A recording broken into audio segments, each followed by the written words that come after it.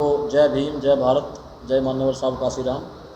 आज जो यहाँ पे हम सभी उपस्थित हुए हैं वो कुछ विषय बिहार से रिलेटेड है कि बिहार में जो आज का समय है बहुत ही गंभीर समय है। वहाँ पर रविदासिया समाज से लेकर के मुसहर, पासवान, जितनी भी SC ST की जातियाँ हैं उन सभी को ज़्यादातर प्रताड़ित किया जा रहा है।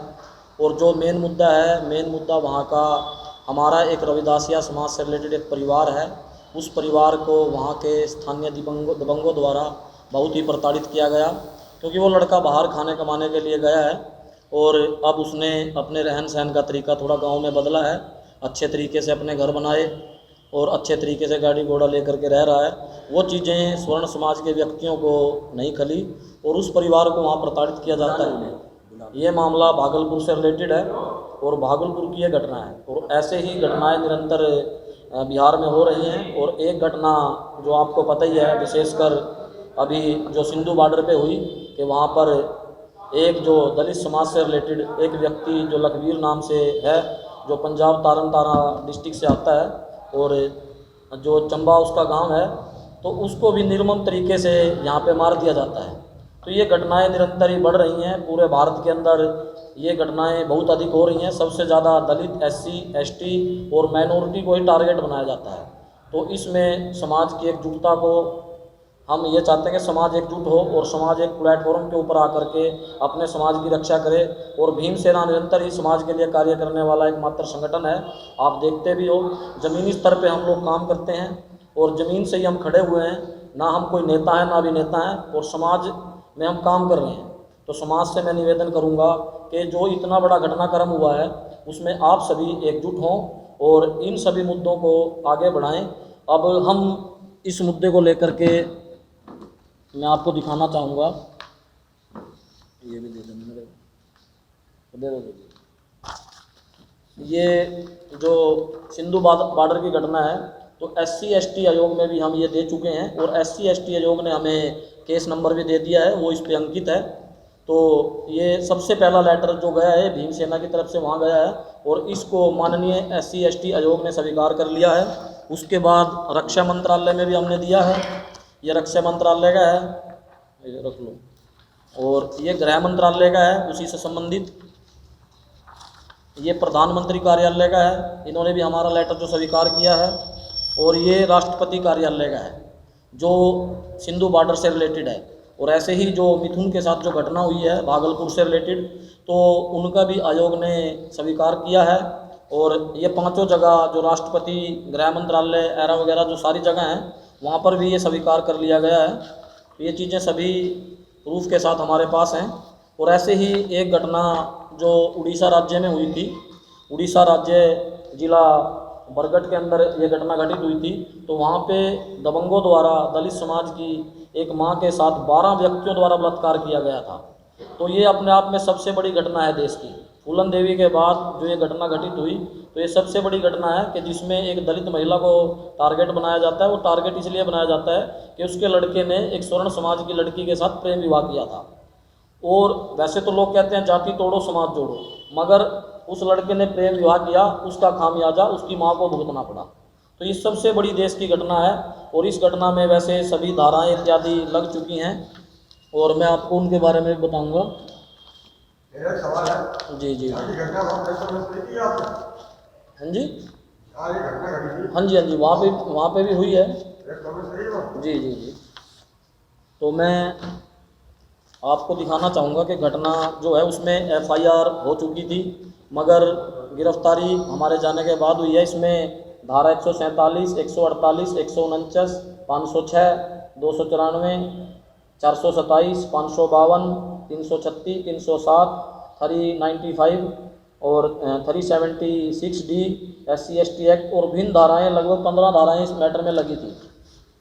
जी जी, इसमें 15 धाराएं इस मैटर में लगी थी। और ये कुछ फ़ोटो हैं वहाँ के जो आप देख सकते हो कि ऐसे ऐसे करके इस महिला को प्रताड़ित किया गया और जिसकी एज 50 साल के लगभग थी। तो अपने वर्चस्व को जमाने के लिए दबंग समाज द्वारा इस महिला के साथ 12 व्यक्तियों द्वारा बलात्कार किया जाता है और इसके घर को तहस नहस किया जाता है, पूरा का पूरा गाड़ी घोड़ा पूरा घर जो जलाया जाता है। मगर वहाँ की जो स्थानीय पुलिस है उसने कोई भी एक्शन नहीं लिया था। मगर जब संगठन इसमें रिलेटेड हुआ, जब संगठन ने वहाँ प्रोटेस्ट किया, तभी इन चीज़ों को आगे बढ़ाया गया और इस मैटर पे कार्रवाई हुई। क्या हमें हर मैटर के लिए सड़कों पे आना होगा? जैसे ये बड़े मुद्दे हो जाते हैं उसमें तो चलो मीडिया उसको हाईलाइट करती है, मगर जो छोटे मुद्दे होते हैं राज्यों से संबंधित, जिलों से संबंधित, ब्लॉक से संबंधित, उनमें हर मुद्दे को दबा दिया जाता है। जैसे अभी जो मैं आपको भागलपुर की घटना बता रहा हूँ, भागलपुर की घटना भी कोई छोटी घटना नहीं है, उसके बारे में भी मैं आपको बताऊँगा।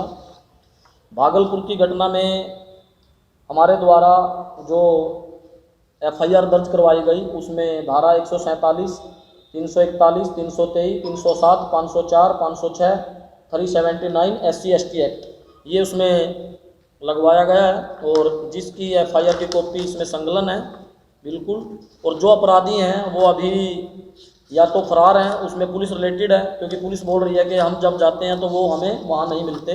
तो जिसकी रिपोर्ट थाने से लेकर के वहाँ के स्थानीय जो SP हैं उनको दे दी गई है और बिहार के DGP को दे दी गई है और मुख्यमंत्री कार्यालय में भी दे दी गई है और यहाँ पे मंत्रालयों में, सभी मंत्रालयों में दे दी गई है। मगर हर चीज़ के लिए हमें सड़कों पे क्यों आना पड़ रहा है? तो सबसे बड़ी बात ये है। राजेंद्र मान जी, मेरा सबसे बड़ा सवाल है, जिस देश का गृह मंत्री कड़ी पाप हो, सजा मुजरिम हो जी, क्या उस देश के अंदर देश के लोगों को न्याय मिल पाया था ऐसे मामले में? न्याय तो देखो मिलेगा ही, क्योंकि देश संविधान से चलता है। मंत्री बेसिकली तड़ी पार हो, वो उनका अपना हिसाब किताब होगा, जो कानूनी प्रक्रिया है, मगर जो देश है वो संविधान से चलेगा और संविधान से ही चलने के नाते हम इंसाफ की मांग कर रहे हैं।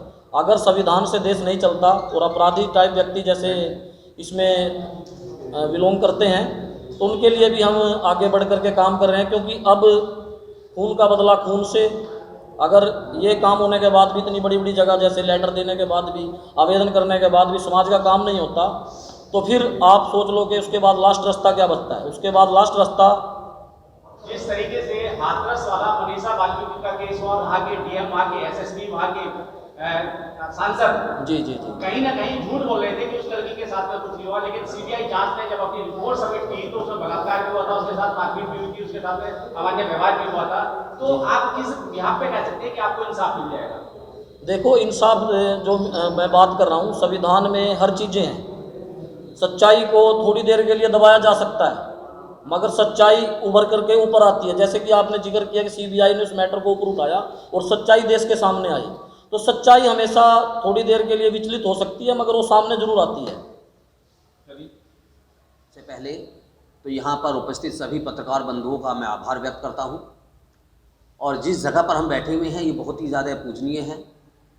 ऐसी जगह पर हमें बैठ कर के अपनी बात रखने का मौका मिल रहा है, आशीर्वाद मिल रहा है, वो बहुत ही सराहनीय है। दूसरा धन्यवाद करूँगा यहाँ की कमेटी का, जिन्होंने हमें यहाँ पर कार्यक्रम करने के लिए अनुमति दी। विषय है बहुजन समाज के ऊपर जो जिस तरीके से जो अत्याचार होते आ रहे हैं और समाज के अंदर इतना बिखराव आज देखने को मिल रहा है। इतने सारे संगठन होने के बावजूद भी देश के अंदर क्राइम बिल्कुल चरम पर पहुंच रहा है। चाहे तो हम यहाँ सरकार का दोष दें कि सरकार ऐसी है, मनुवादियों की सरकार है, भाजपा की सरकार है, इसलिए यहाँ अपराध हो रहे हैं। सरकार यहाँ अगर हम मानते हैं कि हमारे बहुजन समाज की भी अगर बन जाती है तो ये जो क्राइम है, ये जो अपराध हैं, ये फिर भी कम नहीं होंगे। यहाँ ज़रूरत है हम लोगों को अपने आप में बदलाव लाने की, अपने विचारों को सही तरीके से प्रकट करने की।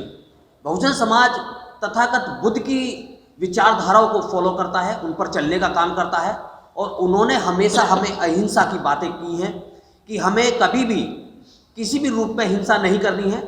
उसी विचारधारा पर चल करके बाबा साहब ने संविधान लिखा है, और जो संविधान देश के अंदर सभी जाति और सभी वर्गों को एक समान अधिकार देता है। भीम सेना आज जो देश के अंदर कार्य कर रही है वो उसी दिशा में काम कर रही है कि देश के अंदर जितने भी SC, ST, OBC, माइनॉरिटी, असहाय, निर्धन, कमज़ोर, गरीब, मासूम या बहन और बेटियां, जहां भी उनके ऊपर अत्याचार होता है वो हमारे हैं। उनके अधिकारों के लिए लड़ना उनको न्याय दिलाने के लिए लड़ना, खड़ा होना, ये भीम सेना का काम रहा है और ये हम लोग करते आ भी रहे हैं। जिस तरीके से देखा जाए जितेंद्र भारती की, आप जो है बहुजन समाज के संगठनों की बात कर रहे हैं, इस समय अगर सेंट्रल गवर्नमेंट से अगर पूछा जाए आरटीआई लगा के, तो 11 लाख संगठन रजिस्टर्ड हैं इस समय पे जी, और 6742 जातियों में आपको विभाजित किया हुआ है। जब आप खुद संगठित नहीं है तो कैसे संघर्ष कर पाएंगे और कैसे आपको न्याय मिल पाएगा? देखिए, संगठन बनाना कोई गलत नहीं है। बाबा साहब ने खुद कहा है संगठित रहिए। संगठन जो भी बनता है वो समाज के हितों के लिए बनता है, समाज के लिए लड़ाई लड़ने के लिए बनता है। आप जहां बैठे हुए आपने देखा होगा अभी कुछ समय पूर्व बाबा साहब अंबेडकर पार्क को एक मल्टी लेवल पार्किंग में बनाने का प्रस्ताव रख दिया गया था और उसको उस निगम से उस पार्क को वापस लेने के लिए यहाँ तमाम संगठनों ने साथ दिया, लड़ाई लड़ी और हम लोग उसमें जीते भी और हम लोगों ने वहाँ सरकार को झुकने के लिए मजबूर किया। ये सभी लोगों के सहयोग की और देश में जितने भी हमारे संगठन बने हुए उनका योगदान है। देखिए, संगठन हमेशा हम लोगों को मजबूती देता है, लेकिन अगर वो संगठन एक स्वार्थिक विचारधारा पर चलने का अगर काम करता है तो वहाँ मैं मानता हूँ कि वहाँ समाज के अंदर बिखराव जरूर हो सकता है। आज 2022 के चुनाव हमारे सर पर हैं।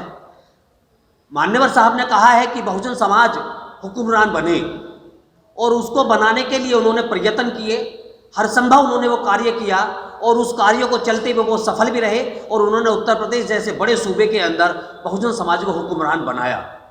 आज फिर वही परिस्थिति हमारे सामने है। 2022 का चुनाव है। भीम सेना हमेशा से प्रण लेती रही है और आगे भी, और यहाँ मैं बैठकर के संगठन का एक जिम्मेदार पदाधिकारी होने के नाते से मैं यहाँ पे एक घोषणा भी करता हूँ कि 2022 में हम पुनः फिर बहुजन समाज को हुक्मरान बनाने के लिए भीम सेना कार्य करेगी और तत्परता के साथ में जमीनी स्तर पर जा करके अपने प्रत्याशी को जिताने का कार्य करेगी। और ये केवल एक संदेश नहीं है, ये जमीनी स्तर पर एक कार्य होगा जिसे हम लोग करेंगे। आपको रोकते हुए पूछना चाहूंगा, जिस तरीके से भीम आर्मी एक राजनीतिक पार्टी के रूप में तब्दील हो गई है, क्या भीम सेना भी उसी प्लेटफॉर्म पे काम करती है?